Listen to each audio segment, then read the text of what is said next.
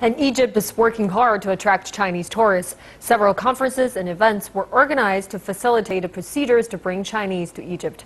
Yasser Hakim highlights Egypt's efforts to increase its share of the Chinese market.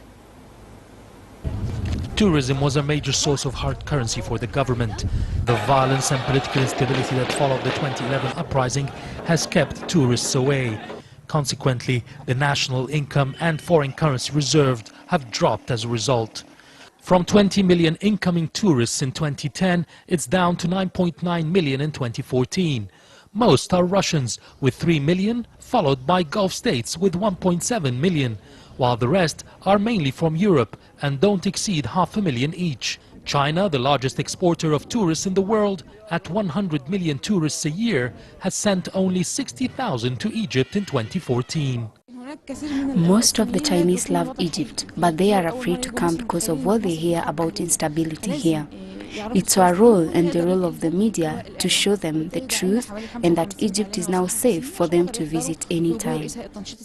The government has worked actively to facilitate the visit of Chinese tourists. We have increased the flights between Egypt and China. We have Egypt Air from Beijing and from Guangzhou, and we started the direct charter flight from Shanghai, from Shenzhen, from Chengdu, and it will help so much to let a lot of people come to Egypt. About the languages in Egypt, we have a very experienced and very professional Egyptian Chinese guide. They speak fluent Chinese. Indeed, the ones who come to Egypt are fascinated by its culture and what it can offer. I like Egypt because it has very long culture and the buildings attract me to come here. I hope the government of the Egypt will open more and more science support to Chinese people. Egypt now encourage the Chinese businessmen to come to Egypt, to have their own companies here, and to open hotels, to open restaurants for Chinese people.